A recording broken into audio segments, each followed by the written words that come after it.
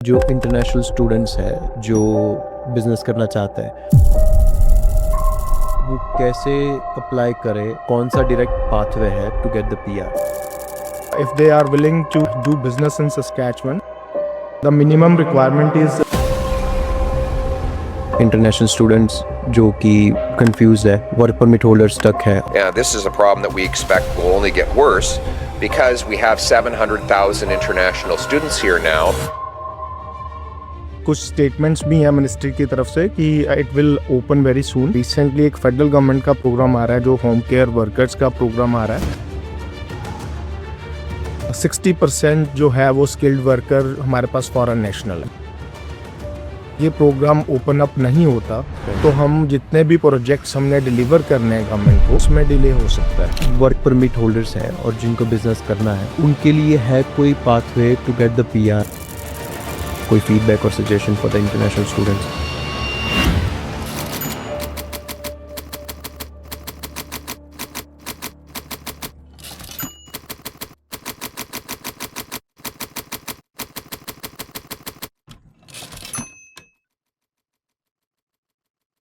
Welcome to the very first podcast of one on one. हम एक नई podcast की सीरीज स्टार्ट कर रहे हैं जिसमें बेसिकली इंडस्ट्री स्पेशलिस्ट के साथ हम वन ऑन वन बात करेंगे। और आज के इस पॉडकास्ट में हमने डिस्कस करा हुआ है कि अभी जो रिसेंट इश्यूज एसआईएमपी पॉज के बारे में है और कौन से पीआर पाथवेज है जो कि पीआर लेने के लिए बेटर वेज है। तो आज हमारे पहले गेस्ट है मिस्टर हरजिंदर सिंह जी जो कि एक्सपीरियंस लॉयर है सस्कैचुअन में, और उन्होंने अपनी पढ़ाई इंडिया और कनाडा दोनों जगह से करी हुई है। Has a masters in law and MBA in HR management. उनका लीगल करियर स्टार्ट हुआ था इंडिया में जहाँ पे उन्होंने 7 साल प्रैक्टिस करी हुई है। And he handled criminal, civil and family law cases at the Punjab and Haryana court. So let's get started with Mr. Harjinder Singh ji.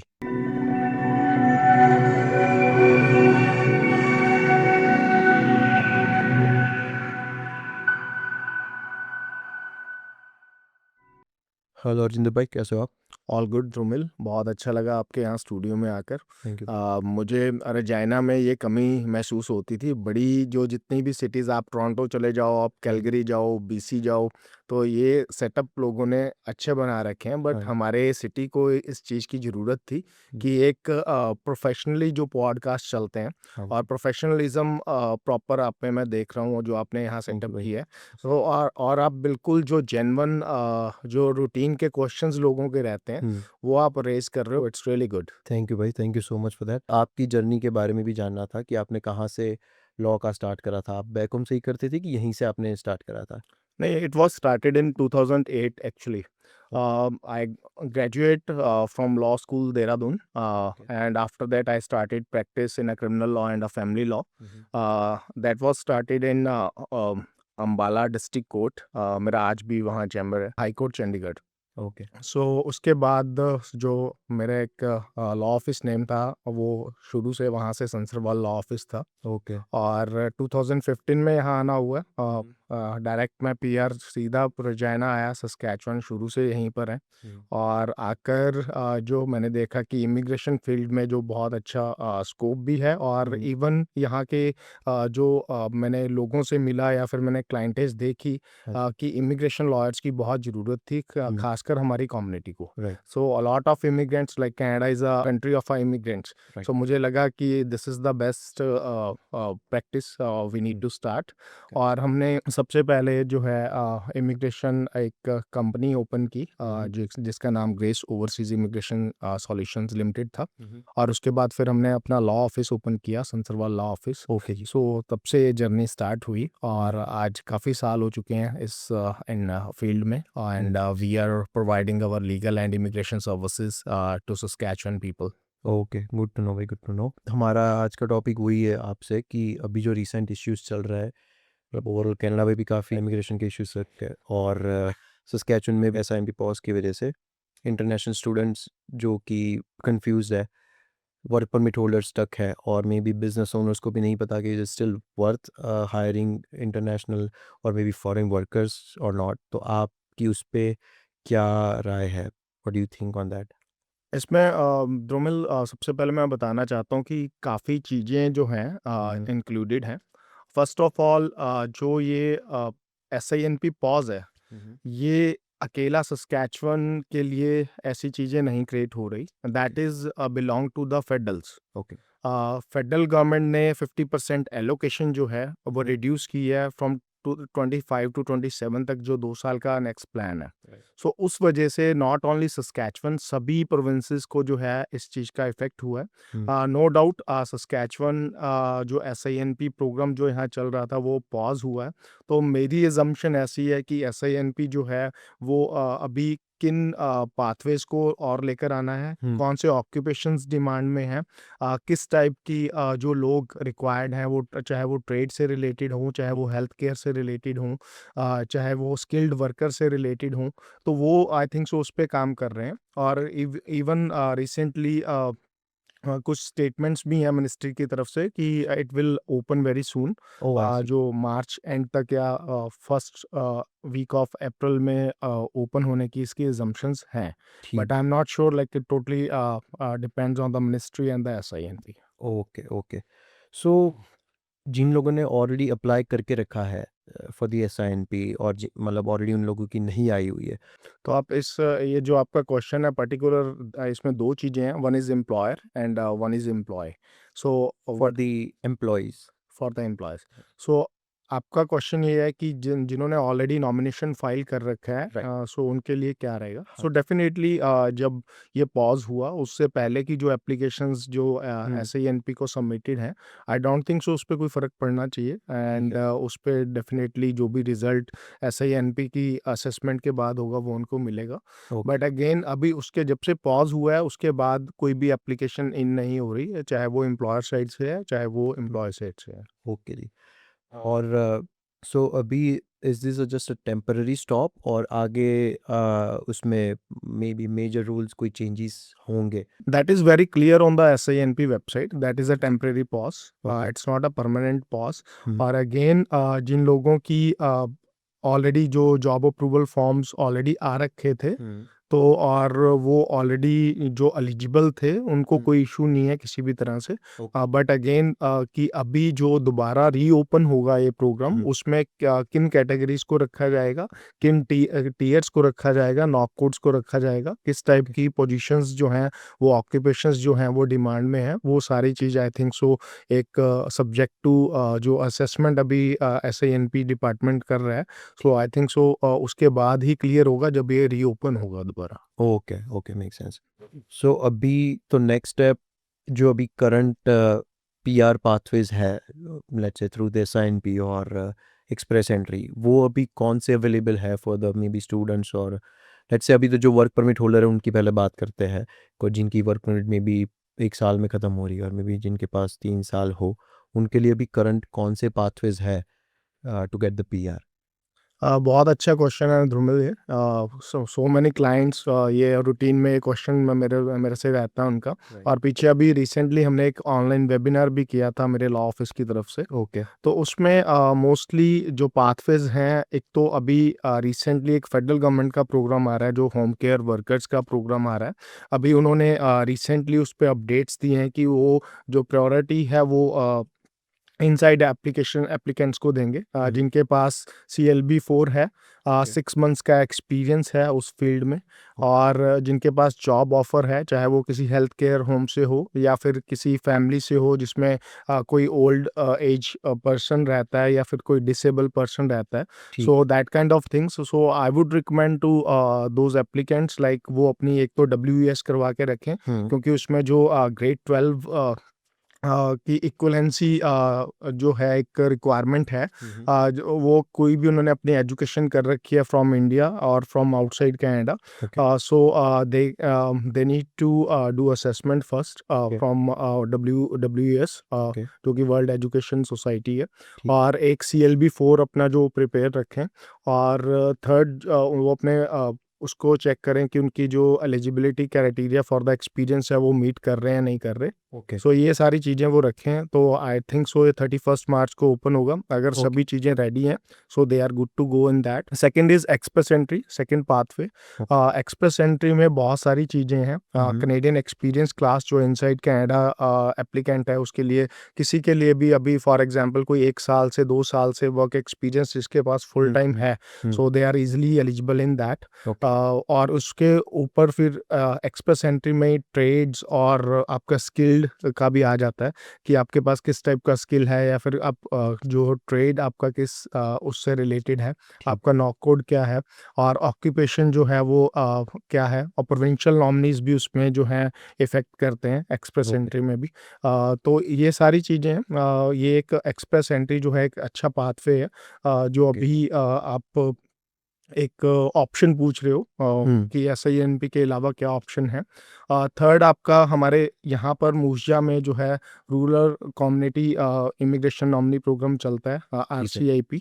तो उसमें जो है कोई भी एम्प्लॉयर अगर वो कम्युनिटी से में रजिस्टर्ड है and they are eligible to give the job offer to their employee, so वो बहुत अच्छा प्रोग्राम है, उस पर कंसिडर करना चाहिए। ओके और even a lot of persons like जो अभी they are looking for like for a marriage or that kind of options, so family class में जो है वो easily एक अच्छा pathway है, ठीक है उसमें जाकर जो है वो किया जा सकता है।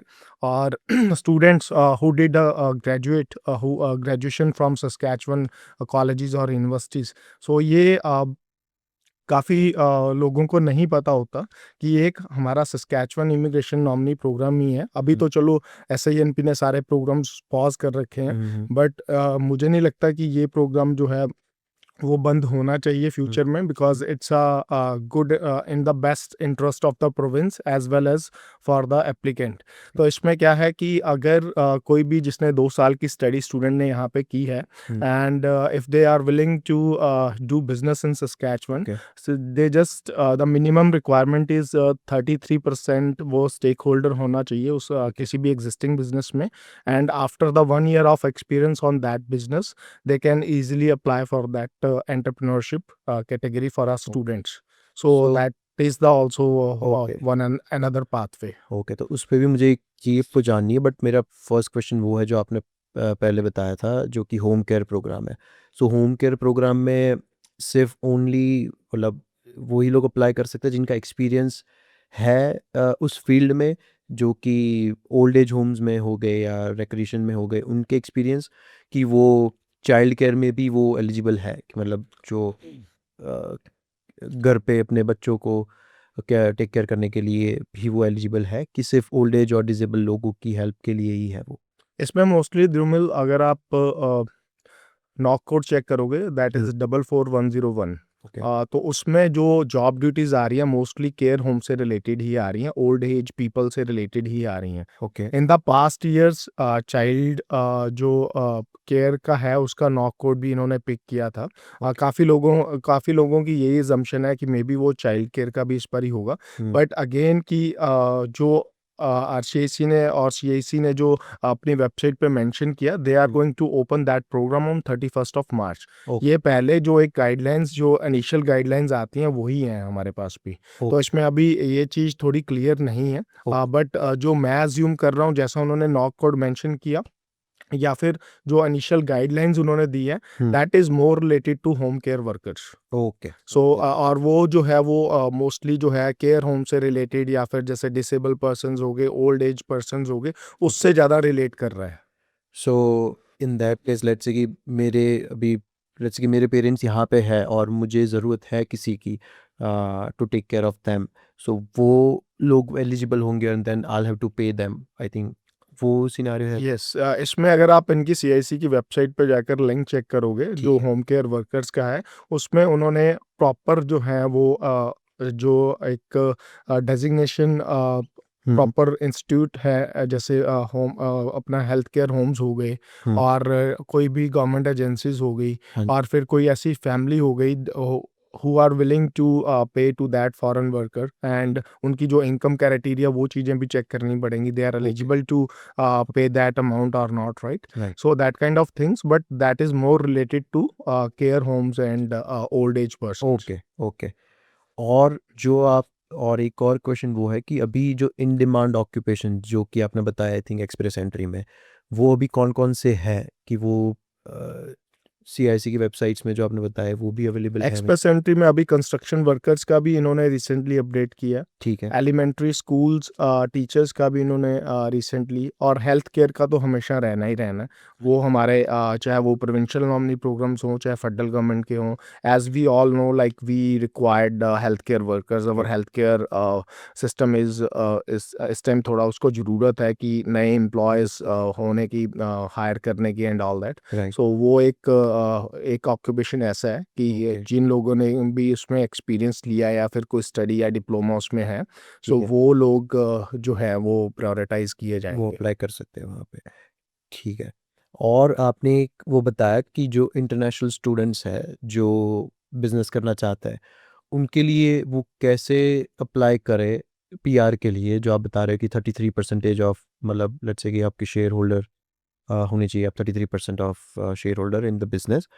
सो इससे कौन-सा डायरेक्ट पाथवे है टू गेट द पीआर? मतलब वो डायरेक्ट एक्सप्रेस एंट्री में काउंट होता है कि कैसे उसमें वो नहीं, अप्लाई वो कर सकते हैं? बेसिकली मैं बात कर रहा हूँ सस्कैचुअन इमिग्रेशन नॉमिनी प्रोग्राम की। ओके। अगेन ये अभी क्वेश्चनेबल होगा जब तक ये ओपन नहीं होता प्रोग्राम दोबारा। ओके। जब प्रोग्राम पॉज हुआ है उससे पहले कि अगर आप उनकी वेबसाइट पे जाकर international student graduated from Saskatchewan institutions, hmm, hmm. So that is a program for them okay. कि they can apply in that program hmm, hmm. if they have a 33% stake in any business okay. which is inside Saskatchewan, okay. और उस पे उनको 1 year का experience लेकर after that they are eligible to apply for a SINP okay. Nomination.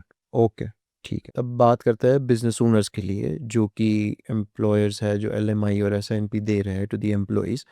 उनके अभी business पे क्या, मतलब अफ़ेक्ट बिज़नेस पे पड़ रहा है और उनके लिए स्टिल वर्थ है अभी जो चेंजेस हुए उनके हिसाब से फॉरेन नेशनल्स को हायर करना? What do you think on that?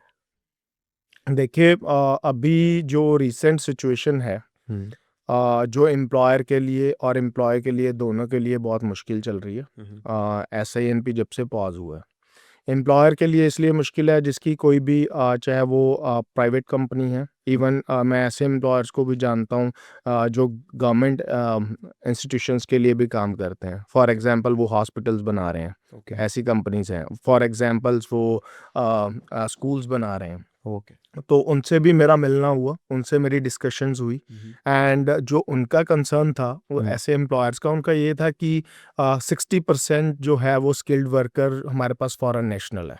Okay. और अगर ये प्रोग्राम ओपन अप नहीं होता राइट। तो हम जितने भी प्रोजेक्ट्स हमने डिलीवर करने हैं गवर्नमेंट को, हुँ। उसमें डिले हो सकता है। Okay. So that is that kind of things कि जो इश्यूज क्रिएट हो रहे हैं।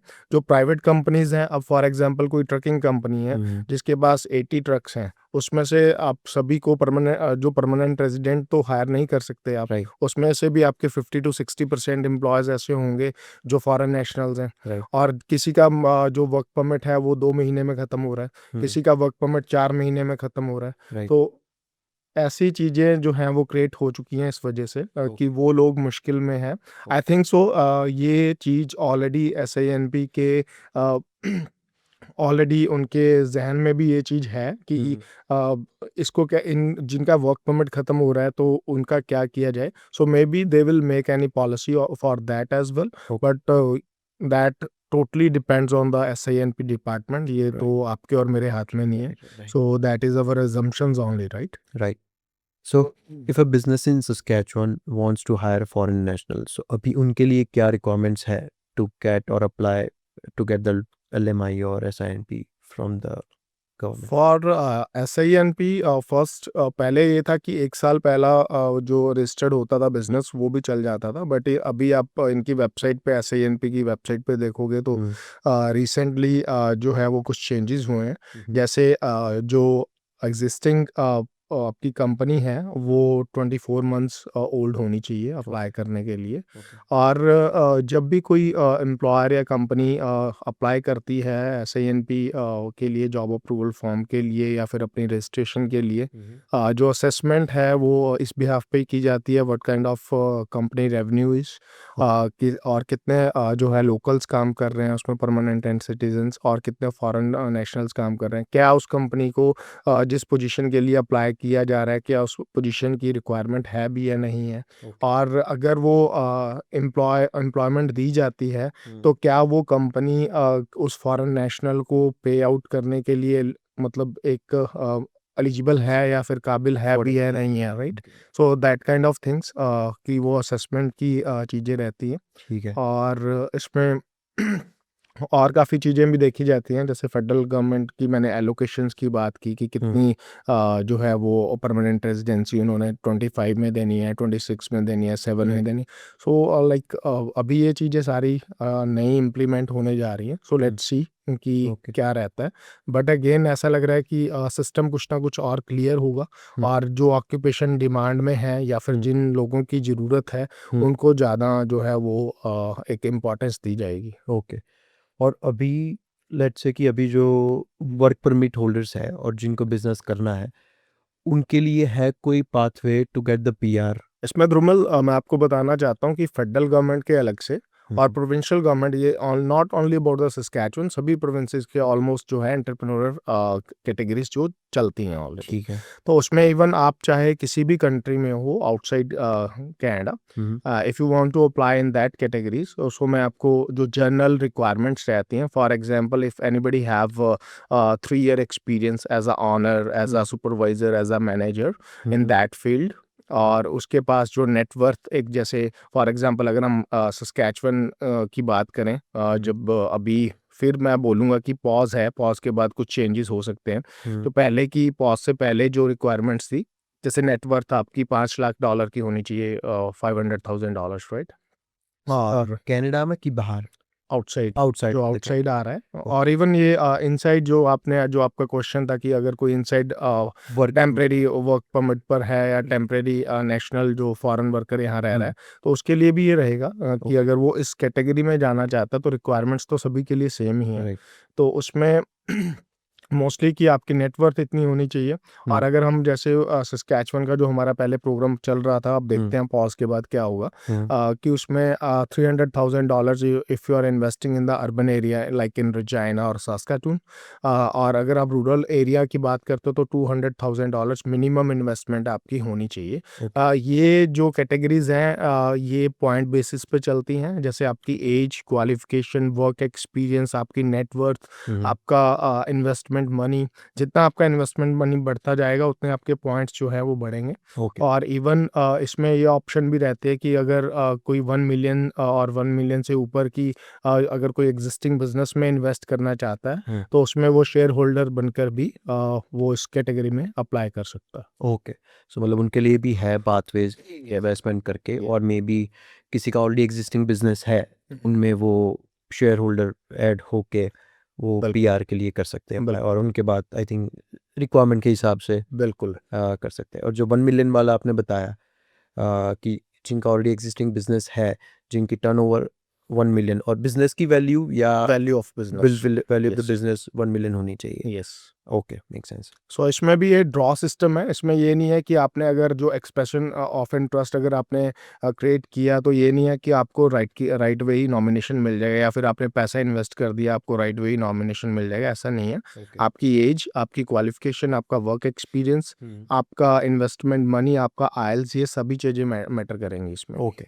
So once you get the nomination from the province, then after that you can apply for a work permit on behalf of that nomination.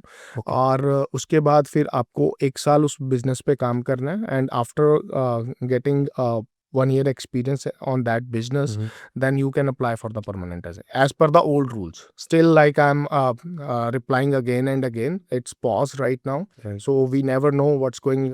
So वो सारी चीज़ अभी pause ही है even जिनको पॉज ही है मोस्टली। जो हम SINP की रिक्वायरमेंट्स की या प्रोग्राम्स की बात कर रहे हैं राइट वो पॉज से पहले की है, क्योंकि पॉज से पहले अभी भी जो वेबसाइट पे यही सारे प्रोग्राम्स, जैसे हम एंटरप्रेन्योरशिप की बात कर रहे हैं कुछ भी, but the thing is pause किया ही इसीलिए है कि उन्होंने चेंजेस कर रही हैं कैटेगरीज में, प्रोग्राम्स में।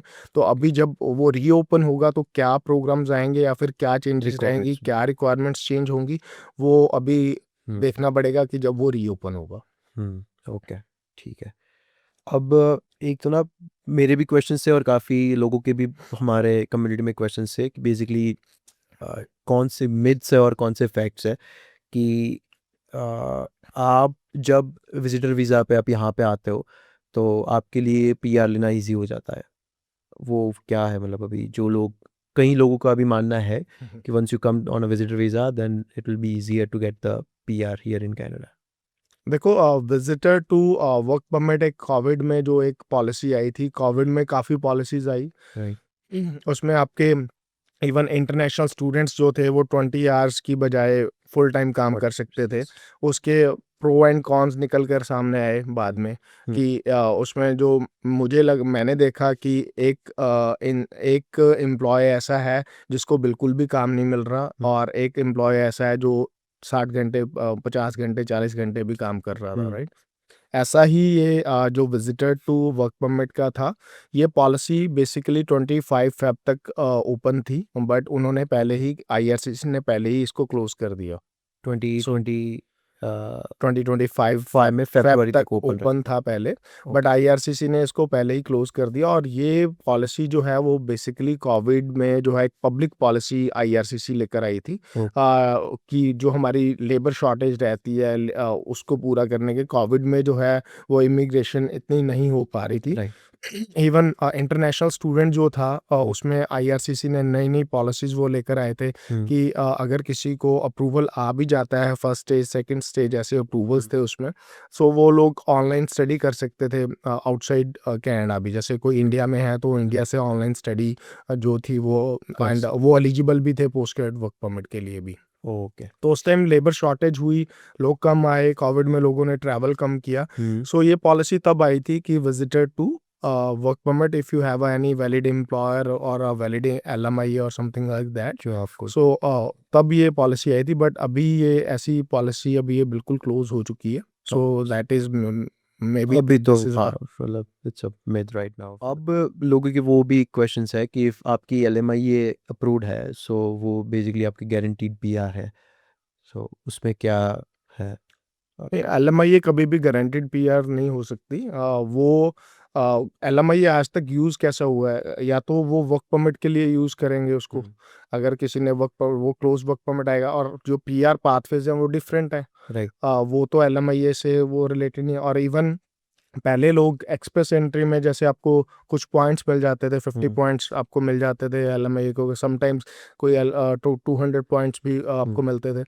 तो वो भी अभी IRCC ने चेंजेस किए हैं, Right. वो पॉइंट्स भी आपको नहीं मिलेंगे। सो जो अभी 50 पॉइंट उन्होंने डिडक्ट करे LMI के जो पहले मिल रहे थे, सो वो ऑलरेडी एप्लीकेबल हो गया कि अभी होने हैं? वो एप्लीकेबल हो चुका है। और अगेन कि इसमें जो आपका क्वेश्चन था कि LMIA के थ्रू जो PR गारंटीड होती है नहीं, सो अगेन मैं यही बताना चाहूँगा कि वो एक वर्क परमिट हो सकता है उससे, बट पाथवेज जो PR के रहेंगे, वो चाहे कोई PNP हो या फिर जैसे हमने और प्रोग्राम एक्सप्रेस एंट्री की बात की, होम केयर वर्कर्स की बात की, या फिर rural community immigration nominee programs की बात की, या फिर फैमिली स्पॉन्सरशिप्स की बात की। So that kind of things like they can apply under that categories, but it's LMI is not a way to permanent residency. Okay ठीक है।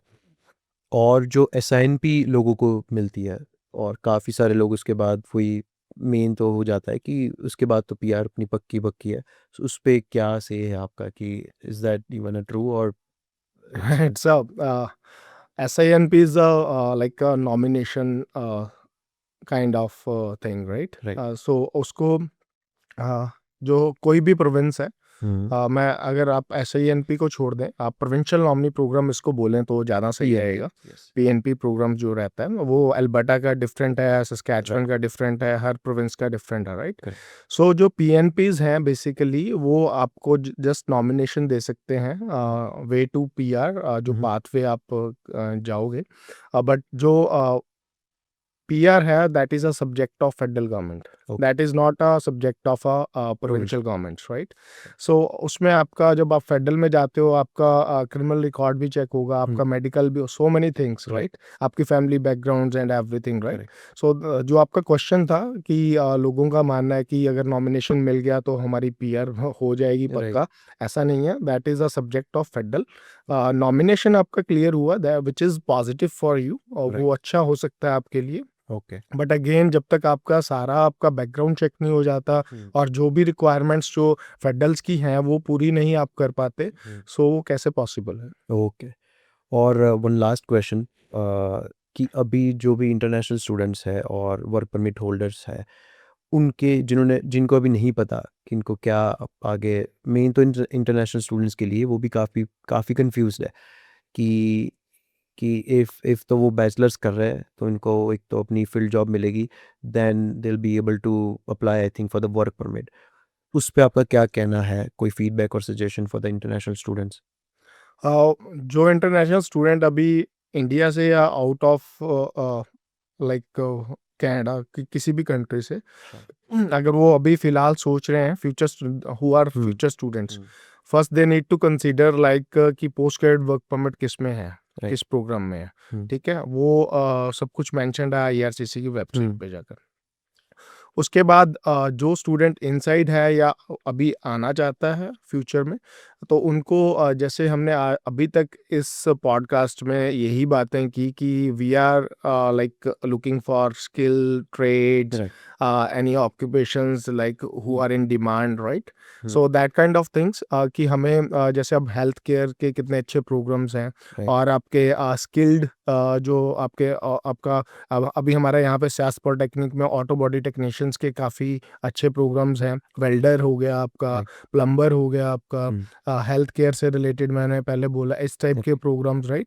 अभी यूनिवर्सिटी ऑफ रेजिना जो है डिजिटल मार्केटिंग का नया प्रोग्राम लेकर आई है फॉर कॉमर्स स्टूडेंट्स स्पेशली। पहले मोस्टली कॉमर्स का जो स्टूडेंट होता था तो उसको जस्ट एक यहाँ के सर्टिफिकेट या फिर डिप्लोमा या फिर डिग्री वो बिजनेस में करते थे वो लोग। तो अभी जो IRCC ने बिजनेस डिप्लोमास के लिए या फिर सर्टिफिकेट्स के लिए ये पोस्ट ग्रेजुएट वर्क परमिट बंद इसीलिए की है क्योंकि काफ़ी ऑलरेडी लोग इतने हो चुके हैं कि वो 80-70% अगर कोई स्टूडेंट आ रहा था वो बिजनेस का डिप्लोमा करता था, and after that they can apply for a permanent residency और समथिंग लाइक दैट। ओके। तो बट अगेन कि अभी जो गवर्नमेंट्स का टारगेट है उनका टारगेट ये है कि हम स्किल ट्रेड और ऑक्यूपेशन इन डिमांड्स हम उन लोगों को लेकर आए और उनको जो है वो प्रायोरिटाइज किया जाए। अभी जैसे मैंने UFR का बताया आपको कि वो डिजिटल मार्केटिंग का जो प्रोग्राम जो सितंबर से मे बी वो शुरू होने जा रहा है, but it's subject to again consideration, अभी उसकी चल रही है, वो अभी फाइनलाइज नहीं हुआ। बट ऐसे प्रोग्राम्स अभी डिजिटल मार्केटिंग का आपके फील्ड से भी रिलेटेड है, so these kind of things कि वो स्टूडेंट्स को देखनी चाहिए। और हमेशा जो है मैं इंटरनेशनल स्टूडेंट्स को एक ही बात समझाता हूँ, अगर आप फॉर एग्जांपल अगर सस्कैचुअन में आ रहे हो, किसी भी प्रोविंस में जा रहे हो, सो आप जब ड्यूरिंग स्टडी जिस एम्प्लॉयर के साथ काम करते हो आप पूरे फेथफुली काम करो, पूरे मन से काम करो, और कोई भी कंपनी कोई भी बिजनेस जिस पे आप काम कर रहे हो, फॉर एग्जांपल आपका गैस स्टेशन है और मैं आपका एम्प्लॉय हूँ, मैं वहाँ पे काम करता हूँ, मैंने आपके साथ 2 साल काम किया जब मैंने स्टडी की यहाँ पे, तो उसके बाद आपको लगेगा कि यार he is a deserving candidate और मैं इसको जो है वो नॉम PNP में जो है वो हेल्प आउट करूं and all that, right. So students को हमेशा वो रखना चाहिए कि वो जाकर जो है वो अपने एम्प्लॉयर से जो एक रिलेशनशिप है वो अच्छा स्ट्रांग बनाएं, उनको अच्छा काम करके दिखाएं, एंड जो है फिर आगे उनकी किसी न किसी टाइप से जो एम्प्लॉयर है वो PNP में या किसी भी प्रोग्राम में, जहाँ जैसे अभी हमने मोशिया की बात की, वहाँ रूरल इमिग्रेशन नॉमिनी प्रोग्राम है, वो उसमें उसका बेनिफिट ले सकते हैं। ओके, ठीक है। So I think to sum up everything, जो भी लोग पैनिक हो रहे हैं अबाउट लेट्स रूल्स, काफ़ी सारी चेंज हो रहे हैं उसके हिसाब से, so I would highly recommend them कि वो प्रोफेशनल की एक बार सलाह लें और आपसे भी एक बार कांटेक्ट करें, एंड देन जिनके भी और क्वेश्चंस होंगे we can definitely ask them to put those down in the comments, so हम नेक्स्ट सेशन में भी उसकी बात कर सकते हैं और डायरेक्टली आपको भी रीच आउट कर सकते हैं वो। हमारा लॉ ऑफिस जो है वो मतलब हमने इस 2025 से शुरू किया। 2025 से हमारा लॉ ऑफिस हर मंथ मोस्टली 1 या 2 वेबिनार्स कर रहे हैं। ओके। जितने भी हमारे पास्ट क्लाइंट्स हैं, जितने हमारे फ्यूचर क्लाइंट्स हैं, इवन हम इंडिया में भी अपना जो वो लिंक होता है हमारा वेबिनार लिंक, हाँ। उसको प्रमोट करते हैं। ओके। और वो उस वेबिनार में कोई भी कंसल्टेशन या फिर एक क्वेश्चन आंसर पीरियड रहता है हमारा एंड में, वो बिल्कुल टोटली फ्री है। किसी का ओके। कोई भी क्वेश्चन हो वो पूछ सकता है। हम्म। सो वो इन्फॉर्मेशन मैं आपके साथ शेयर कर दूंगा, and if you want to give to anybody off, so you can do that. 100%। Well, thank you so much for your time today, काफ़ी अच्छा लगा आपसे बात करके और काफ़ी इन्फॉर्मेशन आपने शेयर करी। डेफिनेटली धूमर, और nice to meet all of you, आपकी सारी टीम का, और आपका बहुत बहुत धन्यवाद। Thank you so much for watching this podcast till the end. आपके कोई भी क्वेश्चंस और कंसर्न है तो आप डेफिनेटली उसको कमेंट में डाल सकते हो, और आप डायरेक्टली लॉयर को भी रीच आउट कर सकते हो, he'll definitely guide you till the end let us know कि आपको नेक्स्ट पॉडकास्ट किस टॉपिक पे चाहिए। Thank you.